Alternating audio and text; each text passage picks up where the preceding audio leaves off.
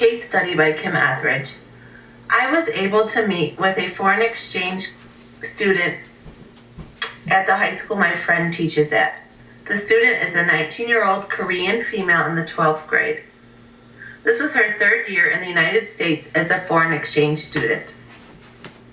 When conducting the interview with her, I was able to meet with her at her host family's house. Very quickly into the interview, I noticed that when I showed personal interest into her background and culture, she really opened up to share and explain to me. The questions asked during the interview fell into 5 different categories: background information, culture in Korea, education in Korea, education in America, and cultural differences between Korea and American students. From her responses from the interview, I learned many things about herself and her culture. Some of the things I learned included that in Korea, the Korean age is determined by the new year and not by birthdays. Although I mentioned that my student is 19 years old, in the Korean culture, she is really considered 20 years old. I also learned that academics is highly regarded in Korea. Students start learning English in kindergarten. Also, students attend school from 9 a.m. to 3 p.m.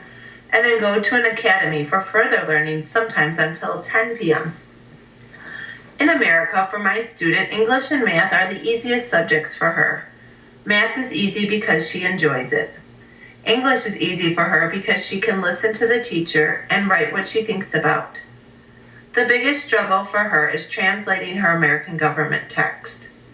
The biggest cultural difference for her between American and Korean high school students is that the students in America are very free-minded. They don't hesitate to talk about topics that would not be discussed so freely in Korea.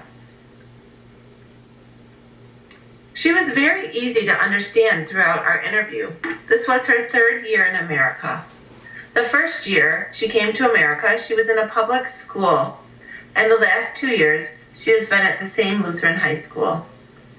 She mentioned that she has been taught English since kindergarten and has studied it in more depth at the academy. When speaking with her, I noticed she sometimes used incorrect verb tenses, such as, my sister know English. Also, when referencing America or Korea, she would say, in here we have. When she had difficulty expressing certain terms in English, she would try to give hints.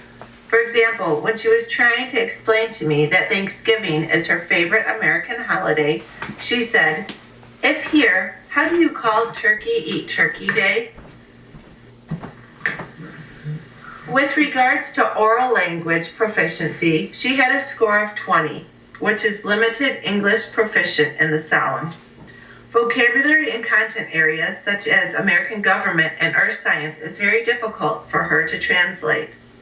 I also learned that her teacher in American government doesn't provide many accommodations to assist her with her work, lectures, and assignments. Her expectations are the same as the English-speaking seniors in the class. As I observed her in small group settings, I noticed she was very comfortable contributing to the conversations. With WITA, she showed an expanding level student. Her written sentences were of a variety of length. Despite her grammatical errors and verb tense errors, it did not impede my understanding of the meaning she was trying to communicate to me. After observing her in the American government class, I think she would greatly benefit from instruction that accommodates her difference in learning.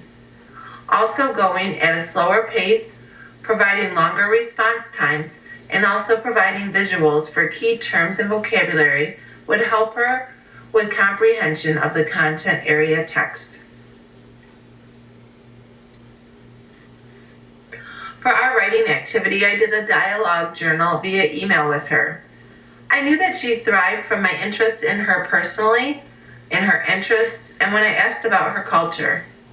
We started with a writing prompt where I asked her what she was going to do after high school. She wrote in this activity about how she was going back to Korea and filling out college applications.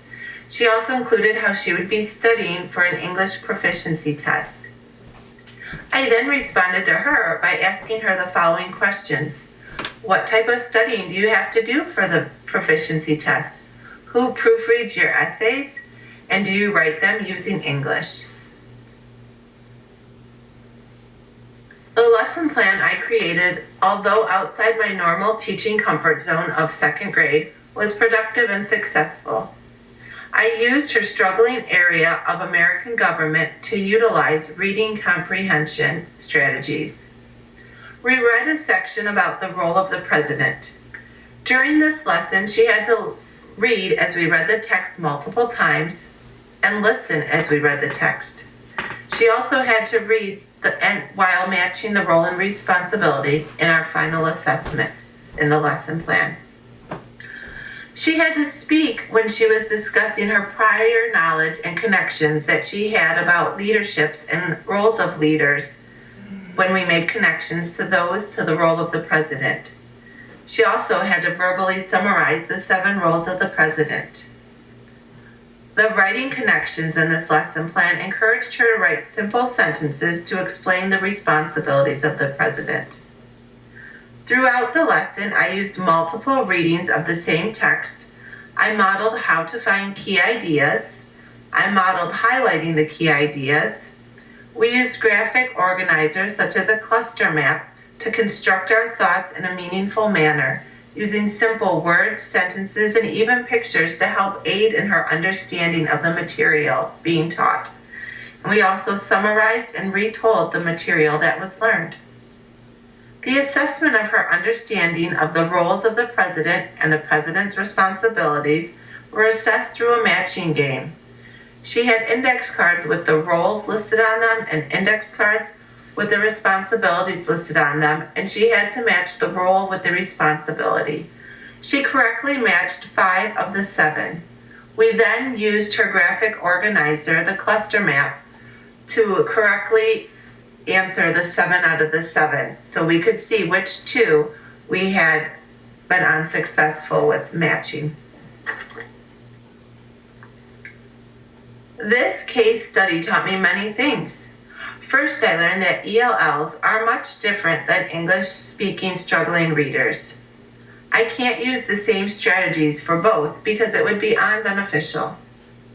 Second, I learned that simply exposing an ELL student to the English language is not enough for language development. Many of these experiences are brief and unmeaningful conversations. I also learned that showing interest in ELL students' lives and making personal connections in their speaking, writing, and reading assignments make an impact with the students. When they know you as a teacher care about them and their culture and their interests, they also care about what they are contributing. I also learned besides language barriers, students also have cultural differences that they are experiencing during this transition into the classroom. I still wonder how I can provide reading materials that are not considered babyish to the students in the middle school that are new to the English language. I also wonder what other misconceptions I hold that I am not aware of are incorrect.